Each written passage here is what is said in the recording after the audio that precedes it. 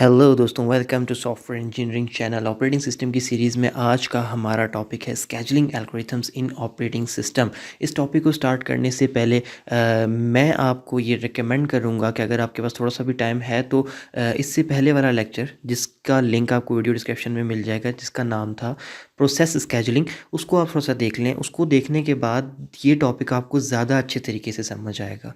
और मैं ये नहीं कहता कि अगर आप उसको नहीं देखेंगे तो टॉपिक समझ नहीं आएगा, लेकिन यह है कि अगर आप उसको देख लेंगे तो बहुत ज़्यादा अच्छे तरीके से समझ आ जाएगा, क्योंकि स्केजुलिंग एल्गोरिथम्स किस चीज़ को स्केजूल कर रहे होते हैं।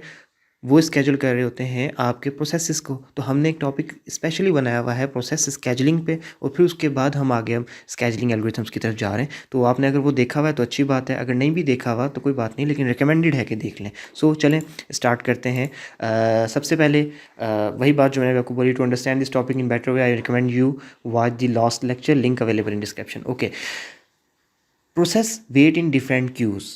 अभी तक आप लोगों को ये पता होना चाहिए कि जो प्रोसेस होता है वो डिफरेंट क्यूज़ के अंदर वेट करता है। पहले वो जॉब क्यू के अंदर होता है, फिर वो रेडी क्यू में वहाँ से आ जाता है, फिर उसके बाद जब वो कोई ऑपरेशन वगैरह होता है तो वो क्या करता है कि वो वेटिंग क्यू में चला जाता है। ठीक है, अब ये रिस्पॉन्सिबिलिटी होती है एल्गोरिथम की कि इन क्यूज़ के अंदर से अगर कोई प्रोसेस जॉब क्यू में है तो उसको उठा के रेडी क्यू तक भेजना, ये किसकी रिस्पॉन्सिबिलिटी है? ये एल्गोरिथम की है। ठीक है, अच्छा, फिर उसके बाद अगर कोई रेडी क्यू में है तो वहाँ से आगे जो है उसको उठा के प्रोसेसर को देना, ये किसकी रिस्पॉन्सिबिलिटी है? ये भी एल्गोरिथम की है कि वो प्रोसेसर को असाइन करे एक प्रोसेस। ठीक है, अब आपके माइंड में ये बात आ रही होगी कि ये सारी चीज़ें तो ऑटोमेटिकली चलती जाएंगी। जब लाइन के अंदर एक क्यू के अंदर चीज़ें लगी हुई हैं तो अपने अपने नंबर पर सारी चीज़ें खुद ब खुद चलती जाएंगी। अगर 10 प्रोसेस क्यू में हैं और उसमें से पहले 5 जो हैं वो आपके समझ लें कि रेडी क्यू में हैं, और उससे यानी कि मैन मेमोरी में, और उससे के अंदर फिर बाकी जगह ख़त्म हो गई तो बाकी 5 जो है वो जॉब क्यू के अंदर हैं,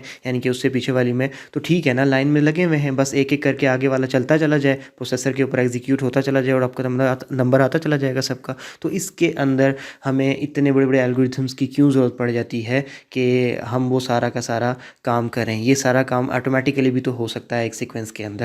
तो अब हम इस चीज़ के ऊपर देखते हैं कि एल्गोरिथम की इसमें क्या रिस्पॉन्सिबिलिटी है, एल्गोरिथम की क्या ज़रूरत पड़ जाती है। पहली बात तो आपको मैं ये समझाना चाहूँगा कि कंप्यूटर साइंस आईटी की वर्ल्ड के अंदर जब हम ये वर्ड यूज़ करते हैं ना कि चीज़ें ऑटोमेटिकली हो रही हैं, ठीक है, तो एक बात याद रखिएगा, ये बड़ी काम की बात मैं आपको बता रहा हूँ, वो चीज़ें ऑटोमेटिकली आपके पर्सपेक्टिव से हो रही होती हैं। ठीक हो गया, कंप्यूटर में कहीं कोई एल्गोरिथम उनको कर रहा होता है। सही है, जब आपकी तरफ से ऑटोमेटिक हो चुकी होती हैं चीज़ें तो सारी जिम्मेदारी एल्गोरिथम पे चली जाती है, और वो बड़ा मुश्किल से, वो बड़ा मुश्किल काम करके वो आपके लिए वो काम कर रहा होता है।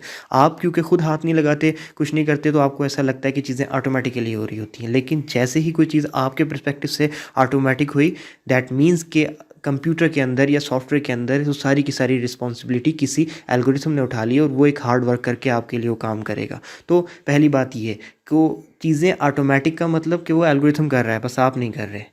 तो एल्गोरिथम पे पहली रिस्पॉन्सिबिलिटी आ गई। दूसरी बात ये कि let's suppose there is a huge Q of vehicle. ठीक है, अब मैं आपको एक एग्जांपल देने जा रहा हूँ कि आप एक एग्जांपल लें। सपोज करें कि एक ट्रैफिक जैम है और उसमें लंबी लाइन लगी हुई है गाड़ियों की। सही है, अब आप जो हैं, आपके पास किसी किस्म की अथॉरिटीज़ हैं, आपके पास सुपर पावर्स हैं। सुपर पावर ऐसी हैं कि उस इतनी बड़ी लंबी लाइन में से कोई गाड़ी अगर इमरजेंसी में है, लेट्स सपोज एम्बुलेंस, तो आप क्या कर सकते हैं कि बेशक वो क्यू के अंदर 10वें नंबर पे क्यों ना हो, आप उसको उठा के फर्स्ट नंबर पे लगा कर तो उसको निकाल सकते हैं कि पहले तुम चले जाओ। ठीक है, आपके पास ये रिस्पॉन्सिबिलिटी है, तो डेफिनेटली अगर आपके पास ये रिस्पॉन्सिबिलिटी है तो आप उसका इस्तेमाल लाजमी करेंगे। कोई मुश्किल में है, कोई एम्बुलेंस में मरीज़ है, मरने वाला है, तो आप उसको, उसकी गाड़ी को, बेशक कितना भी बड़ा ट्रैफिक जैम क्यों ना हो, अगर आपके पास रिस्पॉन्सिबिलिटी, आपके पास पावर ऐसी है, तो आप उसकी गाड़ी को उठा के सबसे पहले लगाएंगे और बोलेंगे कि इसको निकालो, इसको आगे जाने दो, बाकी सारे लाइन में चल के आते रहेंगे। आप ऐसा करेंगे ना, तो यही चीज़ आपके प्रोसेसेस के सिनेरियोज़ में भी हो रही होती है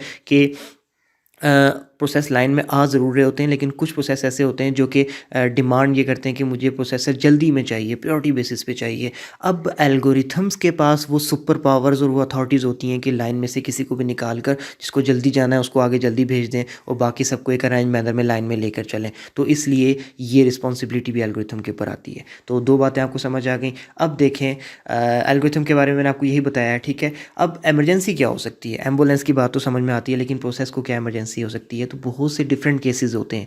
आप जब ऑपरेटिंग सिस्टम को आगे फर्दर डिटेल में पढ़ेंगे तो आपको पता चलेगा, और हम इस टॉपिक को भी डिस्कस करें शायद फ्यूचर के अंदर, कि बहुत से डिफरेंट ऐसे केसेस होते हैं जिसके अंदर हमें प्रोसेस जो है वो ये चाहता है कि मुझे प्रायोरिटी बेसिस पे प्रोसेसर मिल जाए। तो ऐसी कंडीशन में फिर जो एल्गोरिथम होता है, स्केजुलिंग एल्गोरिथम, उसकी रिस्पॉन्सिबिलिटी आती है कि किसी भी तरीके से उसको प्रायोरिटी बेसिस पे एल्गोरिथम प्रोसेसर दिलवाए, बेशक वो प्रोसेस जो है कहीं लाइन में आखिरी नंबर पे ही क्यों ना हो, ठीक है।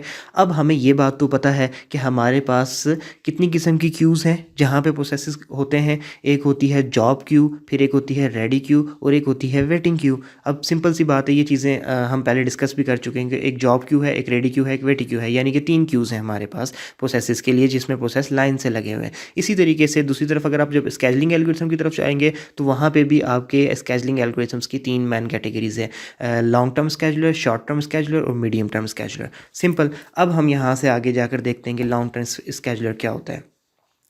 Responsible for managing the processes in the job Q which is in the secondary memory.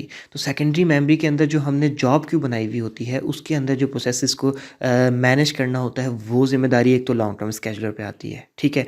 ये क्या करता है, which algorithm want to go, sorry यहाँ पे मैंने ये एल्गोरिथम लिख दिया, यहाँ पे प्रोसेस आता है, check which process want to go first, ठीक है, prioritize that process in the list, ठीक है। ये जो सेकंड पॉइंट है इसमें जहाँ जहाँ मैंने एल्गोरिथम लिखा है यहाँ पे वर्ड प्रोसेस आता है, ये मेरी टाइपिंग मिस्टेक है, आई एम सॉरी। अच्छा, check which process want to go first, prioritize that process in the list. करता क्या है कि चेक करता है कि जो लिस्ट है उसके अंदर से, जैसे जॉब क्यू में भी तो ज़ाहिर है एक पूरी लाइन लगी हुई है ना, तो प्रोसेसेस की तो एक समझ लें कि लिस्ट सी बनी हुई है। तो ये क्या करता है कि उसमें उन एल्गोरिथम्स को भी चेक करता है कि इनमें से कौन, सॉरी, उन प्रोसेसेस को भी चेक करता है कि इनमें से कौन सा प्रोसेस जो है वो पहले जाना चाहता है आगे वाली क्यू के अंदर।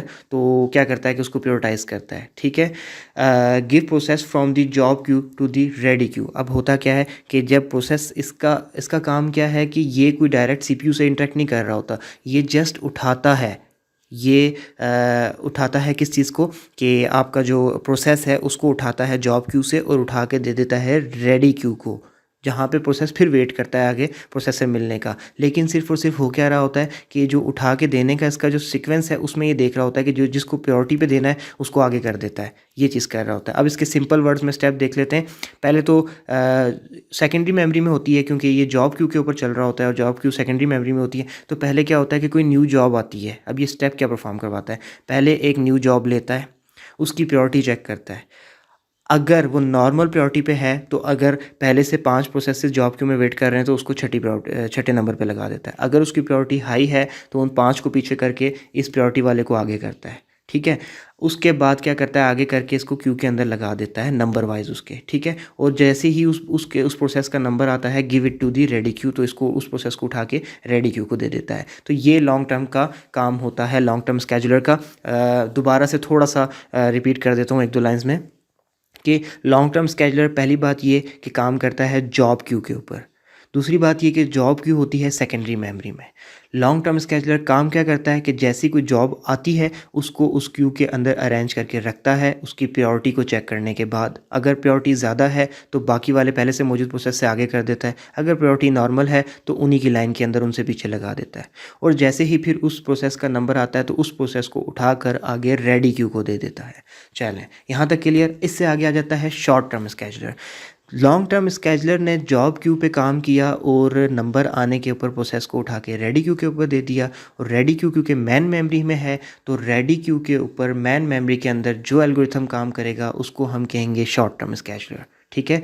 This is responsible for managing the processes in the ready Q which is in the man memory, ठीक है। Processor also get the processes from this Q because it is near the processor. अब देखें secondary memory जो होती है वो processor से दूर होती है, मैन मेमोरी प्रोसेसर के करीब होती है। तो जब प्रोसेसर को जब कोई प्रोसेस चाहिए होता है ना तो वो इसी मेमोरी से उठाता है। अब ये शॉर्ट टर्म स्केजुलर क्या स्टेप्स परफॉर्म कर रहा होता है, ये क्या करता है, get the job from job queue, यानी कि जो पीछे वाली क्यू थी जॉब क्यू, उससे जॉब लेता है। अब कैसे लेता है, वो ऐसे लेता है कि लॉन्ग टर्म स्केजुलर उठा के इसको देता है। अच्छा, उसके बाद फिर ये यहाँ पर अगेन प्रायोरिटी चेक करता है कि ये जो प्रोसेस मुझे लॉन्ग टर्म स्केजुलर ने दिया है इसकी प्रायोरिटी क्या है। अगर नॉर्मल है तो जो इसके बाद प्रोसेसेस की लिस्ट होती है उसी के अंदर लिस्ट में लगा देता है। अगर उन सबसे ज़्यादा है तो क्या करता है कि बाकी पहले से मुझे प्रोसेसेस को साइड पर करता है और बोलता है कि इसको एमरजेंसी है, इसको आगे जाने दो, ठीक है, और क्यू में लगाकर इसकी प्रायोरिटी के मुताबिक और आगे फिर प्रायोरिटी के मुताबिक इसको एग्जीक्यूशन के लिए प्रोसेसर को दे देता है।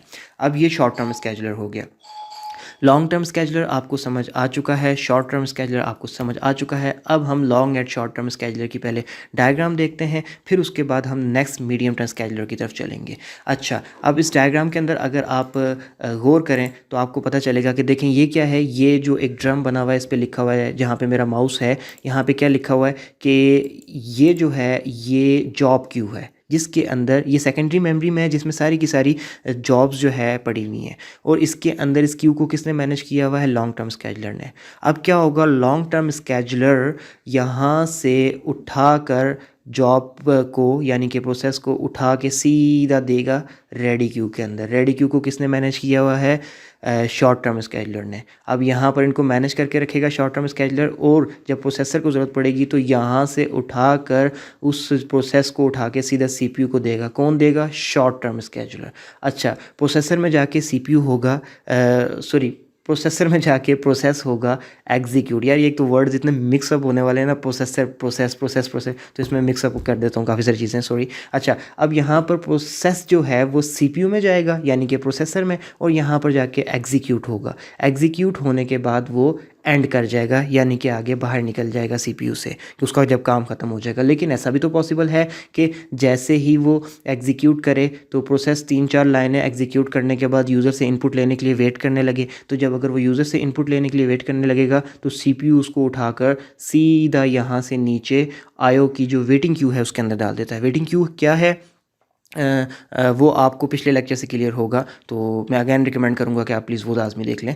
तो अच्छा, वेटिंग क्यू के अंदर डाल देगा, और वेटिंग क्यू में जो है वो प्रोसेस वेट करेगा अपना इनपुट मिलने का, और जैसे ही उसको इनपुट मिल जाएगी यानी कि आईओ ऑपरेशन उसका हो जाएगा तो वो अगेन से कहाँ चला जाएगा, रेडी क्यू में, और रेडी क्यू से फिर शॉर्ट टर्म स्केजुलर उसको क्यू में अरेंज करके रखेगा, और उसका नंबर आने पर अगेन सीपीयू को देगा और वो एग्जीक्यूट करके और फिर वहाँ से बाहर निकल जाएगा। तो ये है long term and short term scheduler का वर्किंग मेथड। जॉब क्यू से लॉन्ग टर्म के थ्रू रेडी क्यू में आते हैं, और रेडी क्यू से शॉर्ट टर्म के थ्रू प्रोसेसर में जाते हैं, और प्रोसेस से प्रोसेस करके एग्जीक्यूट करके एंड हो जाते हैं। और अगर इनपुट करनी पड़े, कोई वेटिंग आईओ ऑपरेशन करना पड़े तो वेटिंग क्यू में चले जाते हैं सीपीयू से, और आईओ ऑपरेशन परफॉर्म करके अगेन रेडी क्यू में, रेडी क्यू से सीपीयू में, सीपीयू से अपना एग्जीक्यूशन पूरा करके बाहर यानी कि एंड। अच्छा, ये तो हो गया हमारा long term and short term scheduler. अभी तक हमने जो देखा उसके मुताबिक हमारे पास सबसे पहली क्यू थी जॉब क्यू, और वो सेकेंडरी मेमोरी थी,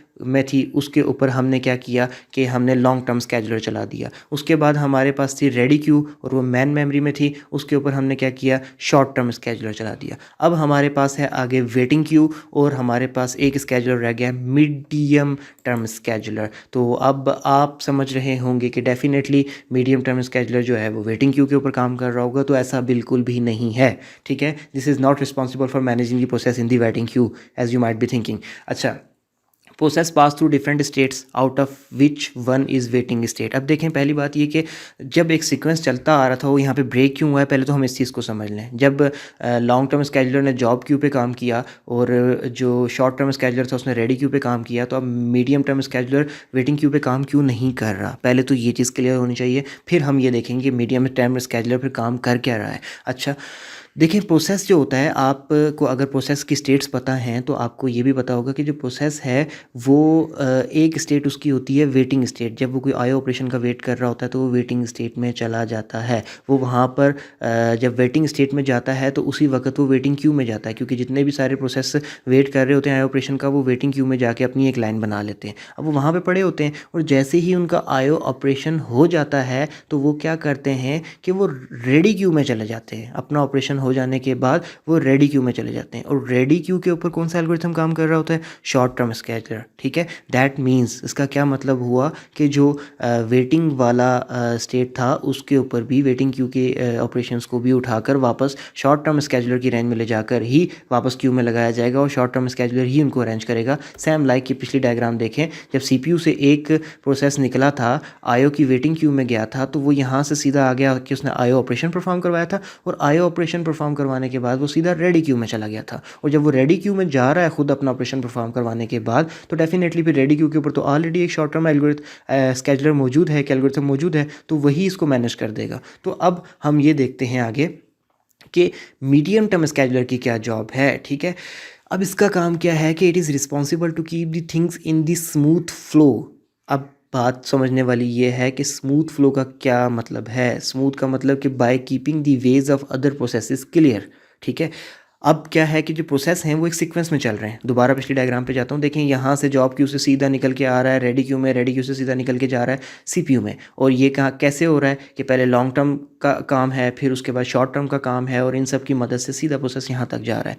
अब ये एक स्मूथ वे है, एक सीधा वे है, लेकिन कभी कभार ऐसा होता है कि इस स्मूथ वे में किसी किस्म की हर्डल्स आ जाती हैं, कुछ मुश्किलात आ जाती हैं, जिसकी वजह से ये काम जो चल रहा था एक स्मूथ मैनर में, ये स्मूथ नहीं रहता। जब ये स्मूथ नहीं रहता तो फिर वहाँ पर मीडियम टर्म स्केजुलर इन्वॉल्व होता है और वो इन्वॉल्व होकर उस काम को स्मूथ करने में किरदार अदा करता है। अब स्मूथ क्यों नहीं रहता, ऐसा क्या मसला आ जाता है, अब हम वो देखते हैं। ठीक है, होता क्या है कि सम टाइम जो प्रोसेस चलते आ रहे हैं लॉन्ग टर्म से रेडी क्यू में और रेडी क्यू से फिर शॉर्ट टर्म के थ्रू सीपीयू में, उनका रास्ता ब्लॉक कर दिया जाता है। अब वो रास्ता कौन ब्लॉक करता है, बात ये आ जाती है। होता यह है कि कोई एक हो सकता है कि कोई रेडी क्यू में एक प्रोसेस आए और वो अच्छी खासी मेमोरी ले ले और वो मेमोरी लेके बैठ जाए और काम कुछ ना करे। ऐसी कंडीशन सम टाइम क्रिएट हो जाती है। अब वो क्रिएट क्यों होती है, डिफरेंट सिनेरियोज़ हैं, अभी वो एडवांस लेवल पे आपको पता चलेंगे। लेकिन क्या होता है कि सम टाइम ऐसी कंडीशन क्रिएट हो जाती है कि मैन मेमोरी में एक प्रोसेस आके बैठ जाता है, मेमोरी सारी ले लेता है और क्या करता है कि किसी ज़ाहिर सी बात है, जब मेमोरी कम हो गई तो पीछे से बाकी प्रोसेस लोड नहीं हो पाएंगे, और जब पीछे से बाकी प्रोसेस नहीं लोड हो पाएंगे तो आगे से आपका काम स्लो होता जाएगा और सीपीयू तक काम पूरा मुकम्मल नहीं हो सकेगा। ज़ाहिर फ्लो तो एक डिस्टर्ब हो गया ना, आपका स्मूथ फ्लो डिस्टर्ब हो गया। तो ऐसी कंडीशन में फिर मीडियम टर्म स्केजुलर आता है और फ़ौरन से पहले आकर उसको जो आपका जो जो मेमोरी पकड़ के बैठा हुआ था जो प्रोसेस, और हट भी नहीं रहा था और काम भी कोई नहीं कर रहा था, उसको उठाता है और उसको उठा के वहाँ से बाहर फेंकता है। ठीक हो गया, और बाहर किधर फेंकता है, अभी नेक्स्ट डायग्राम देखेंगे आपको क्लियर हो जाएगा। अच्छा, वो उसको उठा के बाहर फेंकता है। एक तो काम मीडियम टर्म स्केजुलर का ये होता है। अच्छा, इसके बाद सम टाइम ऐसा होता है कि देखें आपने लॉन्ग टर्म अभी आपके पास कोई प्रायोरिटी वाला प्रोसेस नहीं था जिसको अर्जेंट बेसिस पे रन होना था। आपने लॉन्ग टर्म स्केजुलर से एक नॉर्मल प्रोसेस को उठाया, रेडी क्यू में दे दिया, रेडी क्यू में भी उसका नंबर आया और नंबर आने के ऊपर वो सीधा आगे प्रोसेसर की तरफ चला गया, यानी कि मैन मेमोरी से आगे प्रोसेसर की तरफ जा रहा था और वो मैन मेमोरी में ही है। अभी ये समझ लें, चलें इसको और सिंपल कर लेते हैं कि एक लो प्रायोरिटी का प्रोसेस मैन मेमोरी में मौजूद था और उधर से क्या हुआ कि पीछे से एक हाई प्रायोरिटी का प्रोसेस आ गया। जॉब क्यू ने उसको फ़ौरन जो है लॉन्ग टर्म स्केजुलर के थ्रू हाई प्रायोरिटीज़ की बेसिस पे रेडी क्यू में भेजा। रेडी क्यू ने इसको फ़ौरन जो है प्रायोरिटी बेसिस के ऊपर सीपीयू को देना था, लेकिन क्या हुआ कि बीच के अंदर अब कैसे दे, जो लो प्रायोरिटी वाले प्रोसेसेस थे अभी वो भरे पड़े हैं मैन मेमोरी में, तो मैन मेमोरी ने तो सारी की सारी मैन मेमोरी तो उन लो प्रायोरिटी वाले प्रोसेसेस ने उठाई हुई है। अब पीछे से अगर हाई प्रायोरिटी वाला आ भी रहा है और उसको एल्गोरिथम उठाकर आगे रखना भी चाह रहा है मैन मेमोरी के अंदर, या फिर उसको आगे प्रोसेसर को देना भी चाह रहा है, तो देगा कैसे, क्योंकि वो तो देना चाह रहा है लेकिन उसको उस हाई प्रायोरिटी वाले प्रोसेस को रखने की जगह ही नहीं है। तो फिर क्या करते हैं कि जो आपके बाकी एल्गोरिथम होते हैं वो फ़ौरन मीडियम टर्म स्केजुलर को बोलते हैं कि ये जो लो प्रायोरिटी वाले प्रोसेस हैं इनको उठा के जल्दी से साइड पे करो ताकि हम हाई प्रायोरिटी वाले प्रोसेस को मैन मेमोरी में जगह दे सकें और प्रोसेसर की तरफ जा सके। तो क्या करता है medium term scheduler, low priority वाले प्रोसेस को उठा के साइड पे फेंकता है और उठा के हाई प्रायोरिटी वाले प्रोसेस को जगह देता है। अब हमने दो चीज़ें पढ़ ली कि जो मेन मेमोरी में बहुत जगह घेर रहा है प्रोसेस, उसको उठा के बाहर फेंकता है। या फिर अगर कोई लो प्रायोरिटी वाला प्रोसेस मेमोरी में था जिसकी वजह से जगह नहीं बन पा रही हाई प्रायोरिटी वाले प्रोसेस के लिए जो कि पीछे से आ रहा है, तो मीडियम टर्म स्केजुलर उसको भी उठा के बाहर फेंकता है। ठीक हो गया। अब हमने ये तो देख लिया कि उठा के बाहर फेंकता है। अब ये उठा के बाहर फेंकता किधर है, अब हमारा ये टॉपिक है। तो अब हम इसकी तरफ देखते हैं। ये वही डायग्राम है, देख के कन्फ्यूज़ होने की ज़रूरत नहीं है। इसको थोड़ा सा एडवांस कर लिया है। देखें, जॉब क्यू से डाटा आया, लॉन्ग टर्म स्केजुलर के थ्रू रेडी क्यू में गया, रेडी क्यू से डाटा शॉर्ट टर्म स्केजुलर को यूज़ करते हुए सीपीयू में गया। वही चीज़ जो पहले वाली है मैं आपको रिपीट करके पहले बताऊँ। सीपीयू से उसको कोई आई ऑपरेशन परफॉर्म कराना था, वेटिंग क्यू में गया, वेटिंग क्यू में अपना आई ऑपरेशन परफॉर्म करवा के सीधा रेडी क्यू में वापस आ गया और शॉर्ट टर्म स्केजुलर अपने नंबर के मुताबिक उसको वापस भेज देगा। ये एक प्रोसेस सिंपल चल रहा है। लेकिन सीपीयू के ऊपर आकर किसी प्रोसेस ने सारी मेमोरी घेर ली और बड़े सुकून से काम शाम करने में लगा हुआ है, या बैठ के यहाँ पे वो प्रोसेस सब सो रहे हैं, वो पीछे से कोई इमरजेंसी में आ रहा है प्रोसेस, उसको जगह ही नहीं मिल रही। अब क्या होगा कि मीडियम टर्म स्केजुलर आएगा, उस प्रोसेस को उठाएगा और ये जो ऊपर वाला एरिया है स्वैप आउट करेगा, इसको स्वैप आउट करेगा। Partially executed swapped out process. Partially executed का मतलब ये कि वो प्रोसेसर पे गया था, वो प्रोसेस ऐसा नहीं कि एग्जीक्यूट हुआ ही नहीं, वो गया था, वो थोड़ा सा एग्जीक्यूट हुआ भी था। लेकिन एक तो उसने मेमोरी भी बहुत ले ली थी और जिसका एग्जीक्यूशन का पैटर्न था वो ऐसा था कि जितनी देर में वो छोटा सा काम कर रहा है इतनी देर में बाकी 10 और काम कर लेंगे। तो प्रोसेसर ने कहा कि यार तुम साइड पे हो, पीछे लाइन लग गई है, पहले मैं बाकियों को डील कर लूँ। तो क्या हुआ कि उसको मीडियम टर्म स्केजुलर ने उठा कर तो स्वैप आउट कर दिया। अब स्वैप आउट करने के बाद किया क्या, जो हम बात कर रहे थे ना कि उठा के बाहर फेंक दिया, यानी कि स्वैप आउट कर दिया। स्वैप आउट करके बाहर फेंक दिया तो वापस क्या हुआ उस प्रोसेस का, फिर क्या होता है कि जब उसको स्वैप आउट कर देता है तो स्वैप आउट करके दूसरी तरफ से वापस जाके रेडी क्यू में स्वैप इन कर देता है। यानी कि जो रेडी की जो क्यू है ना उसके अंदर सबसे पीछे ला के लगा देता है कि जब बाकी प्रोसेस हैं वो हो जाए उसके बाद दोबारा तुम्हें से नंबर दे देंगे। अगर दोबारा उसने जाके वही हरकतें की, मेमोरी को बिला वजह उसने रिजर्व किया,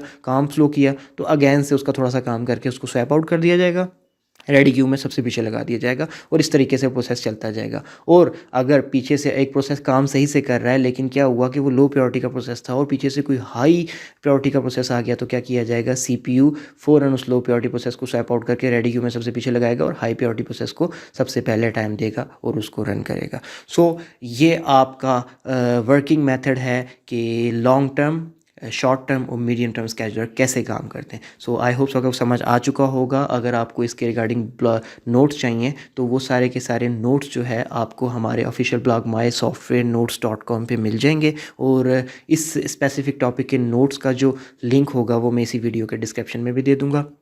वीडियो बनाने में बहुत मेहनत लगती है और आपका लाइक करने में सिर्फ 1 सेकंड भी मुश्किल से लगता है। तो अगर वीडियो पसंद आए तो लाइक कर दीजिएगा।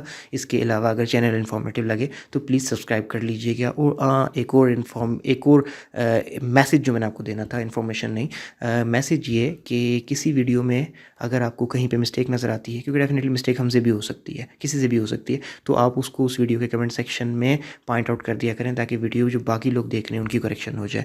सो मिलते हैं फिर किसी नेक्स्ट वीडियो में और मैं ये कोशिश करूँगा कि नेक्स्ट वीडियो के अंदर हम कॉन्टेक्स्ट स्विचिंग के टॉपिक को कवर कर लें। छोटा सा कंसेप्ट है कॉन्टेक्स्ट स्विचिंग के, जब आपका जो एक प्रोसेस है वो सीपीयू के ऊपर मौजूद है, उस प्रोसेस को छोड़ के दूसरे प्रोसेस की तरफ आप जा रहे हो, ऐसा होता है ना, ज़ाहिर सी बात है, आप स्विच कर रहे हो एक प्रोसेस से दूसरे प्रोसेस के ऊपर। सीपीयू जो है वो हर वक्त एक प्रोसेस पे तो नहीं रहता, कभी वो एक प्रोसेस उसके पास से स्वैप आउट कर दिया जाता है तो स्विच करता है दूसरे के ऊपर, कभी एक प्रोसेस वेटिंग स्टेट में चला जाता है तब भी प्रोसेसर स्विच करता है दूसरे के ऊपर, और कभी एक प्रोसेस जब एंड हो जाता है तो तब भी प्रोसेसर जो है स्विच करता है दूसरे प्रोसेस के ऊपर। तो वो जो स्विचिंग का सिस्टम है उसको थोड़ा सा हम देखेंगे, उसको हम कॉन्टेक्स्ट स्विचिंग कहते हैं। सो मिलते हैं नेक्स्ट वीडियो के अंदर, तब तक के लिए गुड बाय।